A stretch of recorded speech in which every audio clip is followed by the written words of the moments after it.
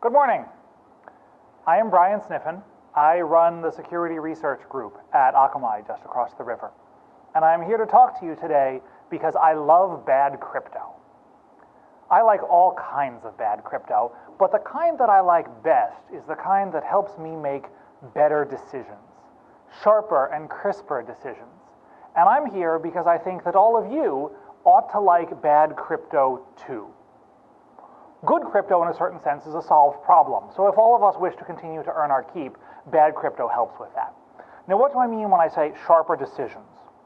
Let's say we look at the world as divided into systems that we'd like to be running, and there's a line imposed by the world uncaringly, and there are systems that we should not be running.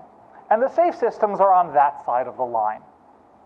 Now, most people are not security people. They're not passionate about finding the good systems and only running those. They have a job to do. They have a business to run. And if you're in a new business where you want to concentrate on essential problems, you don't want to worry about security details.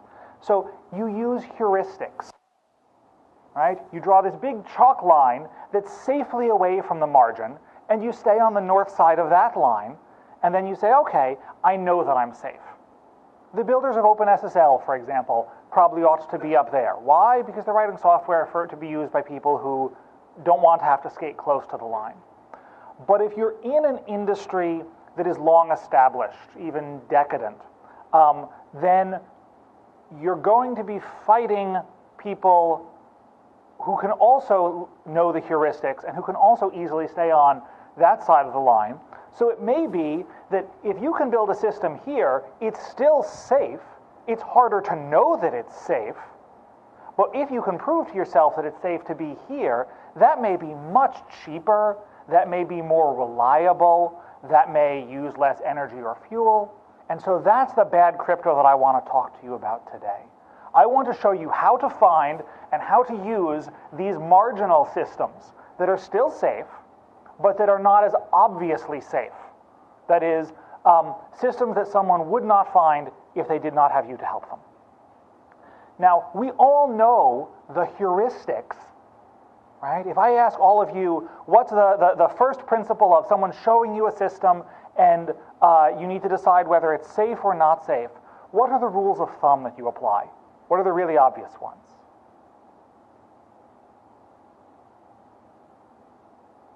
My goodness, I thought I was speaking to a room of opinionated security experts. And one of those might not be true. Oh dear, okay. These are the heuristics I know you're all thinking of and hoping someone else will say first. These are some of them, right? We all know that, oh, that's security by obscurity, dismiss it, right? That worked on Usenet, that works on forums now, and that works in our discussions with our engineering peers. We know heuristics like the one that Kirchhoff taught us, that every system has to have a rotatable key, and that maybe we go and we talk with Shannon also, and he tells us that we should measure our channel capacity to transmit that. We know not to rely on our adversary's internal failures of communications, that we're always going to have a single adversary, and he carries all the messages, right? So that if he wants to deny service to us, he eats them. If he wants to swap orders on them, he does. We know a heuristic, don't build your own crypto. And that one we cheat, right? Because 20 years ago we told people, don't build your own crypto primitives. And we got them all to learn that. Then we said, good, now don't build your own cipher modes either. AES, I made this up, is not an improvement over whatever else you made up. And then we're going on further and we're saying, don't build your own protocols. You should only use the protocols that the experts told you to use. Oh, and don't use your own implementations. All of that comes out of this heuristics. If there's crypto involved, you shouldn't build it. Where we get it from is a different story. 80-bit crypto is a bit of a loose number. That came from an informal survey of, if I show you a system and somewhere in there I mention that it uses 70-bit crypto, the overwhelming majority of my peers said, oh my God, that's scary. If I said that it uses 90-bit crypto, people said, that's funny, but maybe you ought to use something more standard, but they weren't horrified. And we homed in a little bit, and we found 80-bit seems to be, for the sort of people who are here, the objective threshold for something that has to be secret or authenticated this year, to use that. So these are the heuristics that we seem to use now. And these are fine heuristics. I'm not saying that these are bad ideas to follow or that it's insecure to follow these ideas. I am saying that we can do a better job of making decisions and of producing still safe, but sharper, better systems if we're willing to violate these, if we look at the systems that are not the low-hanging fruit and the well-trodden ground of following these. So here's a map of what the rest of the talk is going to look like. You've been here with me for 5 minutes now, and so if this seems like a bad idea, this would be a good point to run. What I propose is that if you know your adversary and you study your adversary, and if you know a lot about the system that you're building, then you can safely break some heuristics, and if you follow that arrow, you might get to better decisions. Now again, if you don't know your adversary, this is not a good recipe to follow. And if you don't know your system, if you're doing something really new, then you may wish to concentrate your innovation risk on the something that's new. But if you're something that's trying to broadcast the Super Bowl to millions of people, well, we've been broadcasting Super Bowls to people for 50 years. And so other people who are also broadcasting competing live sports events are going to be coming after you. And if you want to get the Super Bowl broadcast business, you've got to be able to beat them, which means you've got to do something different. Here's a way to do something different. Now, that's a pretty poor aim, right? That's going to sort of clip better decisions. I also have a sneaky extra message that we're going to shuffle in at the end for those who stay with me. The message is that there is a way to target, and there is a way to aim back at the center of better decisions. If you take what I'm talking about today and mix in a certain dose of mathematical formalism, some of those ideas that we reject as being impractical, not applicable to real systems, unpragmatic, that we can rescue some of those with these ideas and use that to home right in at the heart of better decisions. And we're going to talk about that in a few minutes. So, who's with me? Who wants to look into this realm in here, find some better decisions, find a better adversary? Oh, good, hands are moving. Thank God, I didn't kill you all in the first 5 minutes. Nice. Another way to hear this instead of better decisions is about a better adversary model. The traditional adversary that we use is sort of simplistically evil, right? There's not a lot of nuance or character there, at least not in the movies that I'll admit exist. And so I want a point for our black-robed villain to have somewhat more nuance, character, backstory, maybe even comprehensible motivations. And so I want to ask you to also join me in finding a better villain. So if we look at these heuristics that I talked about a moment ago, we can phrase each of these as a characteristic of that Darth Vader easily modeled adversary. Okay? So instead of writing these in terms of the heuristics that we as security practitioners follow and recommend, we can write these as characteristics of an adversary. So, there we go. So why do we reject security to obscurity? Well, because we think the adversary is going to know about the system. Why do we insist on not building your own crypto? Because we think the adversary may have NSA-grade cryptanalysts on staff. Right? So we can rewrite each of these, and now what we have is the standard adversary from a formal methods paper, right? From an academic security paper. When they have to fit a 15-page conference proceedings limit, the adversary that they tell us about is this one. Why? Because it's a realistic adversary? Because it's a common adversary? No. Because it's the most powerful or useful adversary that they can model? Also no. Because it's an adversary that's reasonably powerful and can fit into a 15-page limit? Partly. And so this adversary, very powerful, may not be realistic for all cases. I see some skeptical faces.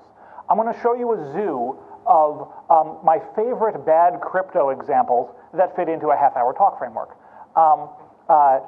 These are examples of folks who did not use this adversary model, who released a security technology, and who are wildly successful with it, while the security community makes fun of them and says, but your crypto, DRM's impossible, go home, stop wasting money on that, and these folks are laughing all the way to the bank. Best and easiest example is the high-def copy protocol, high-def copy protection protocol. Anyone know how this one works? Oh boy. There was a great paper about this in 2001, went into some academic journals, no one read it. Around 2006, Ed Felton of Princeton wrote some wonderful blog posts pointing out that this is what's used for high-def video connections. It's how your Blu-ray player handshakes with your TV to agree that your TV won't make any copies of the Blu-ray movie, the high-def movie that's about to be sent. And what they did, they very clearly started with something based on Diffie-Hellman, and they got it to the hardware engineers, and the hardware engineers said, oh my God, Xmod is really hard. That takes tens of thousands of gates. Let's use something simpler. So they took Diffie-Hellman, and they got something that has all the wonderful crypto properties of Diffie-Hellman, except the bit where the guy in the middle doesn't get the key, because they used XOR. They just add the numbers together instead of using exponents and modulus and so on. So that's not so good. It turns out that if you buy any 40 distinct HDCP devices and you plug them in and you watch the handshakes, you learn enough from watching 40 distinct handshakes to reverse engineer the key and walk away with the master secrets, and now you can make all the Blu-ray players and televisions that you want. There are some appropriately looking, oh my God, faces, right? Now, this made it into some blog posts on Freedom to Tinker in 2006. That's 6 years ago. This week, HBO started requiring HDCP for DirecTV owners who are watching premium shows. So if you want to watch Game of Thrones or Girls or something like that, then your DirecTV box is going to check that your TV isn't making a copy of this. And there are a handful of folks who are DirecTV subscribers and have old TVs who are running afoul of this.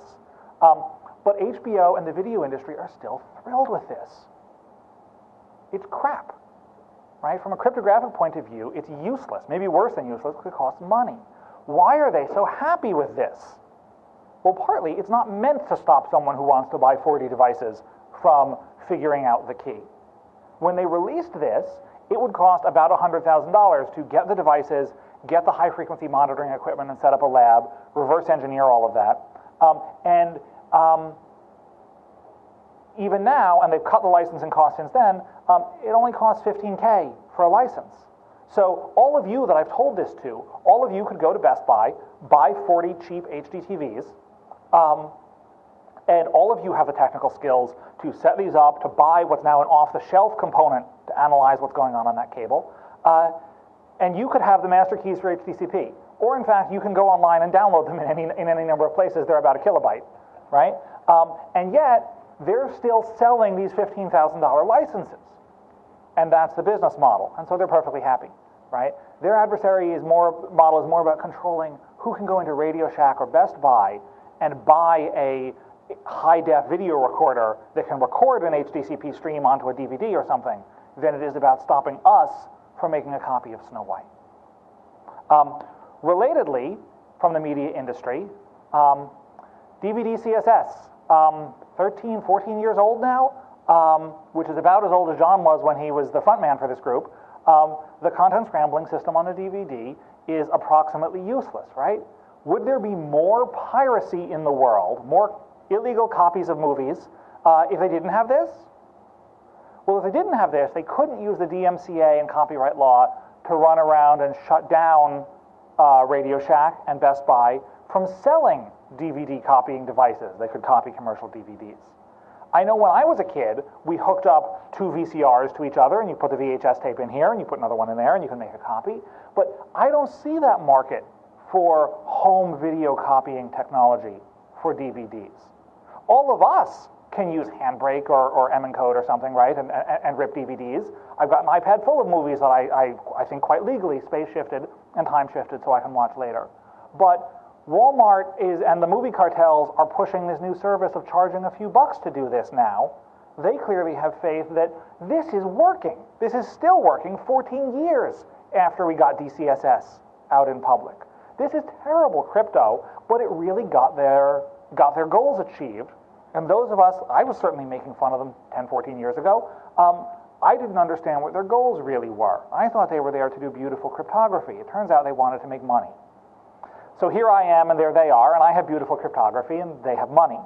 A little closer to home is player verification. This is the system that caused me to spend half an hour unbreaking my set-top PC a couple nights ago because Flash had, Adobe pushed some bad update back in December, and there I was in system library, something or other, removing files by hand. I don't know why their updater doesn't do this. This is a system that draws on the security wisdom of the 20th century's greatest security philosopher, the person who put into words the ultimate theorem that all distributed cryptography uses, Adrian Cronauer. We walk up to the enemy and we ask him, "Are you the enemy?" And if he says yes, we shoot him, and we don't give him a movie to watch. Player verification is a joke. We ask the player, the Flash plugin, "Are you the Flash plugin?" And it says yes or no. And it takes like 40 bits to say yes or no instead of 1 bit. Why? Because they have a different adversary in mind. Because if it's 1 bit, I can legally lie. If it's 40 bits, apparently I can't, and no one's gotten the Supreme Court to explain why a really bad compression algorithm makes this better. All of you have bad crypto sitting with you right now. Not just the folks who are typing away on laptops while I talk. I hope that's notes. But also everyone who's got a credit card number, everyone who uses a social security number. There were people writing about how what a bad idea social security numbers were in 1940. 72 years ago, we said, wait, but it's public. If you use it for this, there will be problems. Not many. It wasn't loud. But there were veterans' rights groups who said that the Social Security system for early veterans had this problem that these public numbers could be stolen and there would be people taking advantage of veterans. And 70 years later, we're still using the same damn things on the same piece of paper.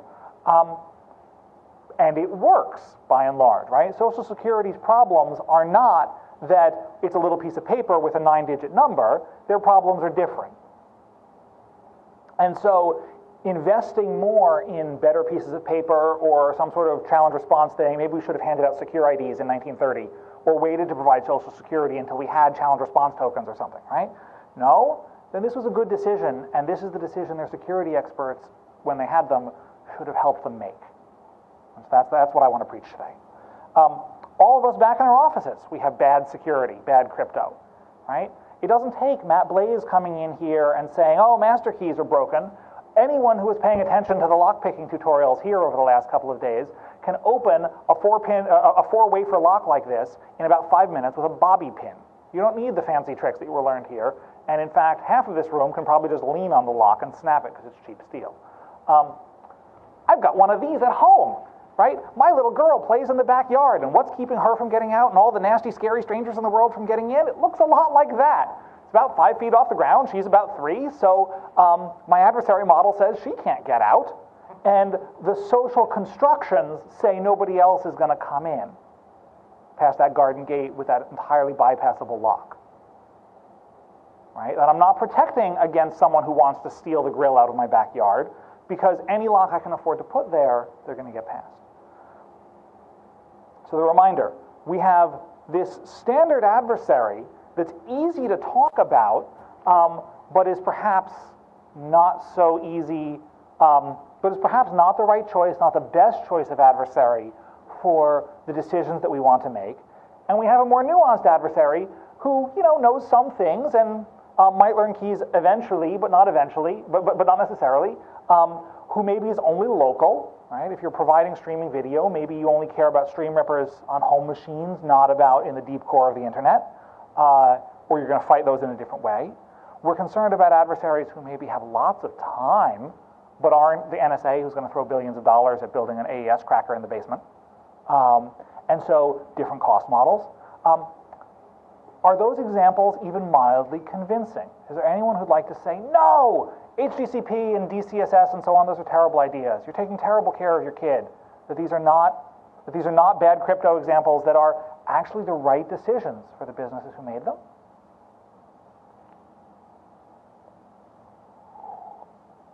Okay, the specifics are convincing, or social pressures are keeping you in your seats. That's fine. I want to now talk about how to generalize from those. Right? Those are specific examples, but if any of you is asked to design a DVD security protocol, I assume it's a job interview or something, right? We have a DVD security protocol, and Philip seems to think it's okay, and they're the ones who get to decide. So let's look at how we generalize from those, and I want to show you 3 tools. The first tool is money. People who pay us have money, that's why they can pay us. This is a chart that shows what it would cost to crack the high-def copy protection protocol over its lifespan. Right? When it first came out, in order to get 40 devices, that was a little awkward. There weren't 40 on the market in 2001, so you had to be, or weren't 40 consumer devices, so you had to get some professional-grade devices if you wanted to be working on HDCP in 2001. It was going to cost about $100,000, this is a back-of-an-envelope estimate, to put together a lab that could crack this. But the high-def cartel would sell you a license and hand you all the keys you wanted for about $80,000. Now, some part of that $80,000 is an annual fee that you were supposed to come back with next year, but at that point you have the keys, so who cares? By 2006, it was substantially cheaper. You could buy 40 devices, distinct devices, in any Best Buy, pay cash, and they lowered the licensing fee to about $30,000. Now, why do you think they did that? Now, it's even cheaper. At some level, you can just download the keys now, right? But if you want to make use of them, you still need to build devices that can speak HDMI and that can accept novel HDCP keys. And that's not exactly cheap either. So doing that in small lots is still going to run you about $10,000, right? And so what was a minor component of that fee is now the dominant component of this bottom fee. And lo and behold, they just lowered the licensing fee again. I think they might not have gotten far enough. Maybe their numbers are better than mine. Maybe they have better economists. But they seem to know a lot about what they're trying to achieve here. Right? They're segmenting their adversary space. They're saying that if you have lots of money, if you're Samsung, or the folks who want to be the next Samsung and are coming from somewhere where they're going to be a big electronics company, if you're some manufacturer who's only selling into emerging markets, right? If you're some Brazilian electronics maker and you decide you're just going to make a high-def TV with your own keys in it, if you're rich, it's cheaper for you to buy a license than it is for you to crack it and then take the risk that they're going to sue you, whether the WTO is going to come after you. If you're me and you want to build a HDMI protocol analyzer in your garage, well, I don't have $15,000 to spend on that. I don't have 10 either, but maybe I can amortize the electronics costs. But they're splitting their adversary segment. So they don't have to worry about someone selling mass devices, because anyone in that business can just afford a license, and it's been true the whole time. Right? And this applies to player verification, right? And this applies to several of the bad crypto tools that I talked about. This idea of segmenting by cost structure, right? We're going to pick money and we're going to split on that. If you look over at Blizzard, they do something very similar for a number of their video games. They segment on time.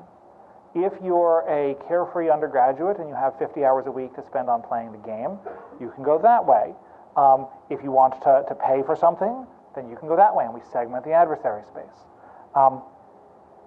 Next tool is social pressure. You heard me refer to it several times as what's governing our relations here today, right? About why the conversation stopped when I said good morning. Every other time this week when I've said good morning to someone, they said something back. Today I said good morning, everyone shut up, and even my colleagues in the back sat down. They never do that. Social pressure is what actually keeps my files in their locked cabinet at work. I work in a department of 20 very good security people. Any one of them is capable of opening that cabinet if they want. They have a good idea of what's in there, and they have a good idea of why not to, and they make good choices about why not to. Please, gentlemen, do not make me look foolish by breaking into my cabinet before I get back to the office, or taking my barbecue grill. But these social pressures are very powerful. Now, I'm not saying that these are going to stop a determined adversary who's targeting me. If one of you folks decides to go all lulzsec on me and run off with my grill, it's easy to find out where I live. I'm clearly not there right now. I've told you what's protecting the backyard. You could have a barbecue grill. Please don't. And that please don't is powerful. Our structure of social engagement is enormously powerful at controlling many, many adversaries. And we put that aside when we're studying formal crypto. We put that aside when we're studying what's the worst that can happen. Right? If the FBI or the NSA want to lock me up, these social pressures apparently don't mean much. right? Or do they? They mean maybe there's going to be a warrant and there's going to be process and so on. They're not going to get mad at me and just throw me off a bridge. They're going to put me in jail. There's going to be a trial. So even there, social pressures, budgeting for how people might misbehave turns out to be a powerful tool. And now I want to turn to the third of these tools and my favorite, which is formal methods of computer security. This is from the realm of provably correct code, of algebraic protocol analysis. This is, for me, the fun stuff. Come along and see. So this is a simple omnipotent adversary model. This is what's at the core of almost all formal methods papers. They say, all right, look, we're going to assume there's an adversary in the middle of the world, and he sits at the center of this web as a spider, and he routes all the messages. Right? So if he wants to deny service, he's clearly just going to win. He simply doesn't deliver the messages. If he wants to generate messages, he can forge messages, and there's no way for any of the regular participants in this protocol to know unless they have crypto, unless they have some technical mechanism to say, oh, I know that this key was signed with, this message was signed with a certain key, and I know only Alice has that key. Fine. We write down that adversary's powers as rewriting rules in an algebraic system, and we say that if the adversary hears two things, he can concatenate them together. I promise I'm going to do something more interesting than this in a moment. That's why I'm telling you what concatenation is. He can concatenate them together. If he hears a message that has two parts, he can project out components. He can split it apart. So he can disassemble and reassemble messages. And of course, if he hears an encrypted message and he hears a key, he can decrypt. If he hears some other term and a key, he can encrypt. And he can make up his own fresh keys and his own fresh messages from scratch, de novo. Right? He doesn't have to hear anything. He can just make all the keys he wants. He just can't put them into my trusted key ring. Right? So this is a pretty traditional algebraic cryptographic adversary. I'm abstracting over all sorts of stuff about bit flipping attacks and hardware and timing and so on. Right? This is all right, let's say the crypto's perfect, how's your protocol sort of attack? A sort of adversary we use to find problems in Kerberos, to find problems in quite a number of network protocols. I say that this adversary is a little bit too powerful. That for the problems I want to solve, it's infeasible to defend against this adversary. When I'm asked to make a better player verification system, it's an ask the enemy, are you the enemy problem. The adversary just makes up a message, no, and on life goes. Right? And I sent him the movie. But what if I'm not concerned about an adversary who knows all those ways to say no? What if I'm concerned about a normal computer user, say someone who can understand URLs, right? That if there's a URL component on the request, right, a query parameter of and adversary equals no, they'll try changing that string no to yes because they know what English words are. Let's say I want to protect against that, and I want to protect against adversaries who can copy and paste links to each other, right? One of them pays to watch the Super Bowl and then paste that link into a forum or a chat room. So I want to protect against that. But I'm not so concerned about, I'm going to take different mechanisms to stop someone who can disassemble the Flash plugin, right? How do I use these tools? The conventional answer, the easy answer is, oh, you can't use these formal tools. They only work for these perfect adversaries. Nonsense. All I have to do is modify two little bits of my algebraic definition, right? All I have to say is, instead of just concatenation, I'm going to tag all of the concatenations in this message. So I'm going to say that all the times when I put query parameters onto a URL, I'm going to tag that with URL. And when I put together the components of the Flash plugin into a browser, I'm going to tag that as a linked binary. And when I send out a Swift that's going to be the player object that's read by that plugin, I'm going to tag the assemblage of that as Swift. These aren't tags on the wire. This doesn't change the bit strings that are actually presented. This is how I'm writing it down in an algebraic model on a chalkboard so that I can analyze it and so that I can write proofs about it. Right? These tags are invisible. This is abstraction. What can I do then? Then I can write down which tags the adversary understands. I still assume there's a single adversary, his communications are perfect. So if I know that there's some folks out there who can do URLs, and some folks who are going to help them, they're going to work together, who can disassemble the Flash plugin, then I better put all of those tags into the adversary's known set. All right, so I enhance the adversary with this set T. I put some elements into it that are the tags that the adversary knows how to read and to write, and then all of my lovely existing 30 years, 60 years of formal methods development, all that machinery still works for me. And so it's quite straightforward then to use very powerful tools for automated analysis. It's possible to use even more powerful, if less tractable, tools for pencil and paper analysis. And so that means it used to be, before we used these ideas, that to come up with a new protocol for something like player verification or secure streaming, and then to analyze it and think about it, took a long time, and the best tool we really had was throw it over the wall and see what sort of hash the adversary makes of it. This is a tool to take a whole bunch of formal methods understanding and pull off, in one of those papers that has an adversary model and then some inference rules and some tools for reasoning, yank off the adversary model, put on a different one. Now I've shown it here for one, we can do this for others, and then apply all those inference rules to still make really good decisions and still get proofs of security under a different set of axioms.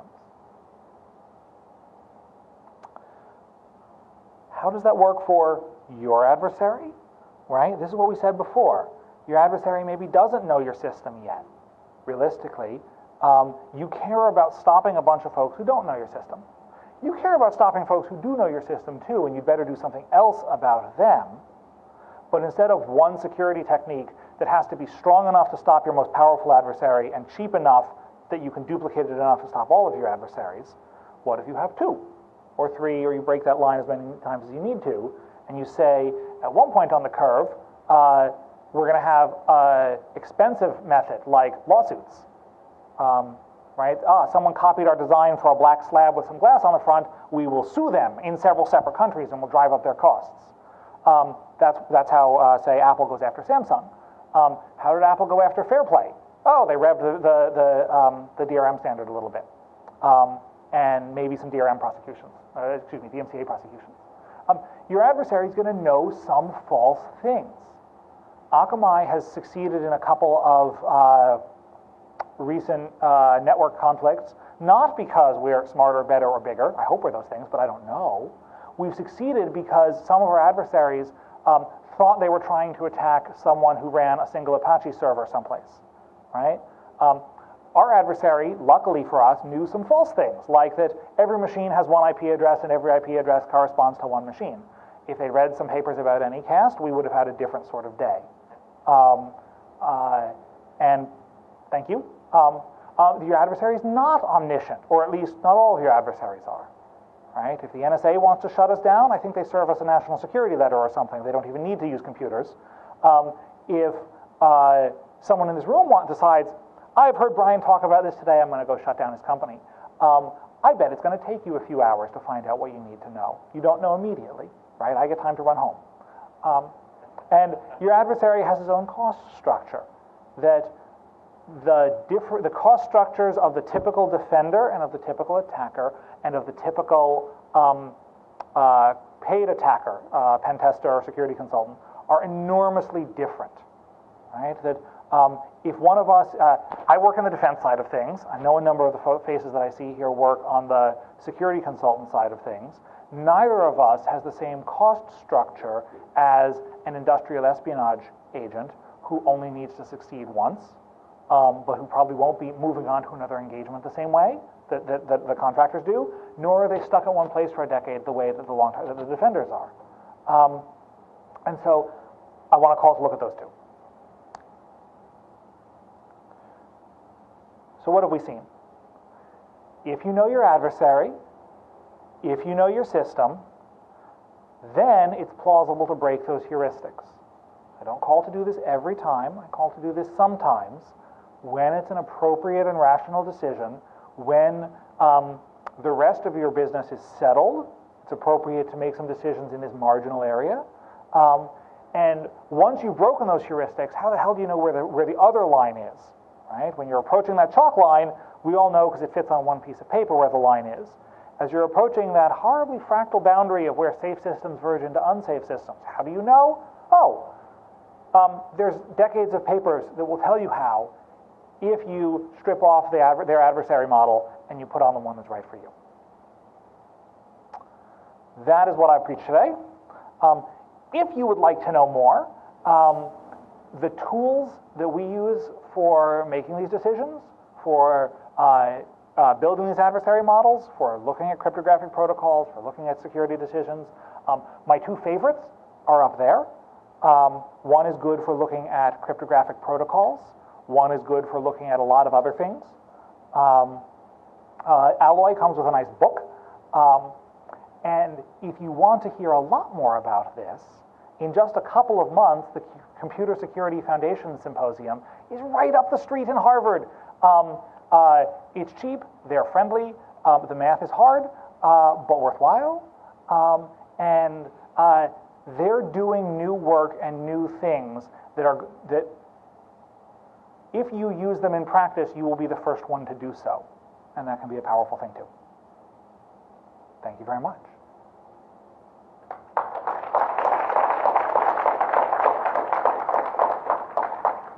Questions, comments, catcalls?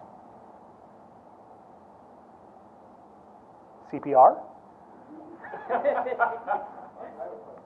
Yeah, please. It sounds like you're saying less is better. Weaker is. That's a cool. So what the question was that maybe I'm saying that weaker is better and less is better and weaker is where we need to be. Settle for less. That's a really cool marketing tagline, and it's true that I verged on saying that. The more nuanced version of that ought to be, don't overspend. That it would be foolish for Adobe or the DVD cartels to invest in stopping the NSA, right? And so not quite less is always better, right? I'm not saying go all the way to the wrong side of that blue line and build a terrible system, but, and I'm not even saying, and it costs to move in that space, so I'm not even saying build the weakest system, invest a lot in building the weakest system you could find, but that when you've got some spare resources to invest, weakening your system in order to make it cheaper, faster, better in other ways might be an appropriate decision, and here's how to do it safely.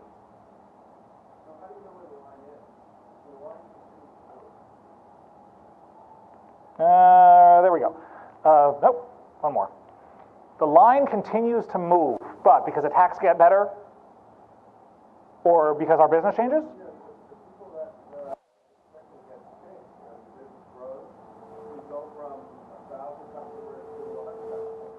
Yeah, yeah, good. Yeah, your business changes, your business grows, you get more customers. I think your business ought to employ a full-time security research staff. That is, next year when you have 100,000 customers instead of 1,000, good for you. And you're probably going to have to do some investing and rethinking, absolutely. But that's true whether you take this advice or not. No, but you create this problem for yourself, which is, you know, if you know you're going to grow from 1,000 to 5,000 this year, and I'm saying, no, I'm going to make this line I'm going to live close to the edge, and now I've been successful. But I have a whole new set of problems, which are 5,000, 10,000, 20,000 people. So, and I have this old problem now, which is, hey, this isn't strong enough. I have a whole new set of people that I need to protect against. So I've created this weakness that I have no visibility. I have a dark spot now. Well, I wouldn't do that if I were you. That sounds like a terrible idea, and I suggest no, but my contention is that's what you're proposing. You're saying build it weak. No, I'm not. I'm saying. That's what I hear you say. What's that? Build it economically. Build it economically. Make rational decisions. Don't overbuild. And in my experience in applying some of this for a little while, from 1,000 to 5,000 customers doesn't dramatically change what sorts of adversaries you need to worry about. The most recent really popular example of this was that Draw Something game that I bet every person in this room has played now, right, on Facebook or your iPhone or whatever. It's Pictionary over the internet, right? And they started with just their friends playing, thank you, and then now they have tens or hundreds of millions of people playing their game. Their adversary model shouldn't have changed very much during that for secrecy goals or for integrity goals. People want to cheat at Pictionary just as much before or after, and there's minimal money changing hands in this game. It's mostly about ads around the sides. So their availability adversary may have changed, right, in that what they routinely have to cope with is now a lot more stressful than I'm sure it was a month ago. But changing number of customers, I'm not sure is a great proxy for seriously changing adversary environment. Now, I have a proxy for that. I'm going to be an anti-vendor shill for a moment. 5 years ago, 10 years ago, when my employer was getting started, we thought we were about making the web go fast and about delivering non-SSL objects like the little blue dot that Yahoo used as the bullets on its front page. So we didn't think we had secrecy goals, and we barely had integrity goals because we hadn't really heard of JavaScript in '98. That would not be a good model for us to be following right now. And yeah, we absolutely made some optimizations to get that ship off the ground, plane off the ground, to get that system working. We absolutely made some premature optimizations, and we paid through the nose to undo those later. So that's absolutely a concern. When we now have a mature streaming media business, it would be foolish for us to handle the security goals of that streaming media business in the same way as the e-commerce business or as the Site Defender business we're selling here, right? So we ought to treat those very differently, partly because the media customers refuse to pay for security commensurate with the e-commerce customers because they have different goals, right? Everyone knows the boat sinks, it's a sled, right? There's no secrets in what the media is selling us, only experiences.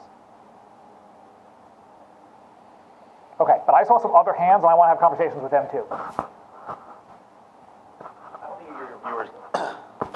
I don't think you were stating do the cheapest possible. I think what I heard was knowledge of adversaries lets you make more intelligent decisions to eliminate echelons of adversaries instead of all or one, all or nothing. Yeah, to treat them differently. Right. You shoot at the tanks with something different than you shoot at the infantry. Or otherwise you buy a lot of anti-tank rounds. Anti-tank rounds really aren't all that good against infantry. Actually, I don't know. Okay. Other questions, comments?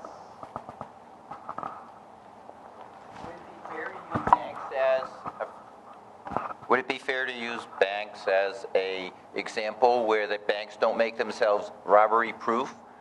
They just make it easy for the people they actually contract to catch the robbers, the FBI? Absolutely. And yeah, bank vaults were the best example that I didn't put up in my litany of bad crypto before, right? That there is no tank-proof bank vault in common use storing my money in commercial banking, right? I suppose Fort Knox is, that's why they put it as a fort. But I bank with Fidelity. If someone, I guess Fidelity has a big money bin someplace, if someone wants to get a tank and take the money away from Fidelity or Bank of America or something, I think they'll be mildly successful. And that's why Fidelity and Bank of America have, I'm sure, some sort of anti-tank insurance that will pay them if that happens, right? And they built a vault, absolutely, and it's got a wall that's to a certain thickness and then not any thicker. And yeah, if cheap personal 3D printed tanks start being orderable from Amazon, then Fidelity and Bank of America are going to have an interesting couple of days. And the InfoSec community has had several of those moments, right? The time when we built a whole internet that was designed assuming that everyone who has root on a machine, right, who can emit a packet with a source port less than 1,000, is a pretty decent fellow, and we've had coffee together. And then one day, that wasn't true anymore. Thank you, digital. And so all of a sudden, yeah, we have to back some of that out and refine the adversary model. This isn't a recipe to do this and go to sleep. If you want to do a thing and then go to sleep, for example, if you're building Yucca Mountain, right, you're going to like store a bunch of nuclear waste for 10,000 years, No one can budget to have staff for 10,000 years, so you have to build once and then trust that you're going to be able to go to sleep for thousands of years. So don't take this advice. That calls for going the other direction. Follow the first arrow I showed you that heads off to the upper right for the strongest, safest system you can.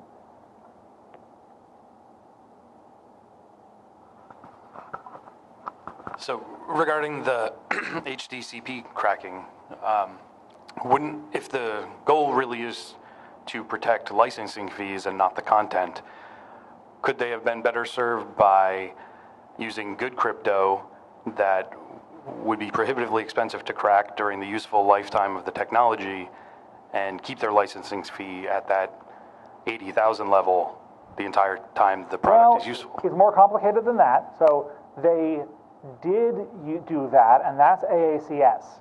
The DVD CSS successor for Blu-rays is actually pretty decent crypto, right up until they went and stuck a JVM in the middle of it. So it's got its problems too, like a live interpreter. But one of their, if they had gone much stronger with HDCP, then there would have been a space under them for a competitor to say, here's another option.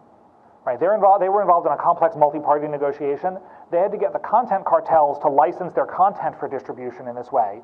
So it had to be strong enough crypto to convince some people who don't know anything about crypto, but know that they don't want Snow White being given away for free, and cheap enough to implement in hardware to get Samsung and Sony on board.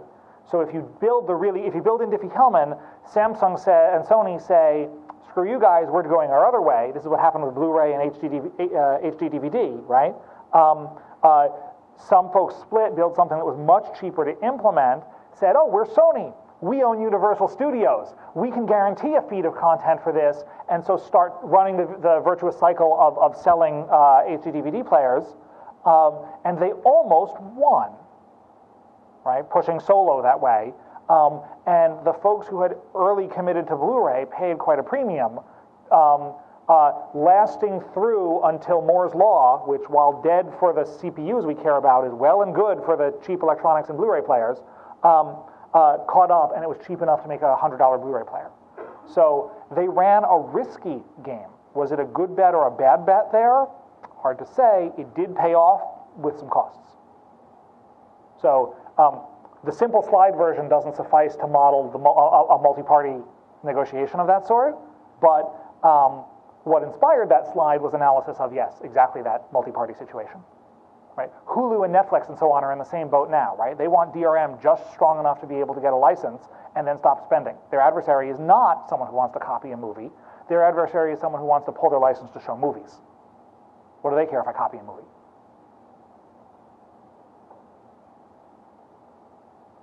Okay, thank you all very much. I'm going to be off at the Akamai booth for an hour or two.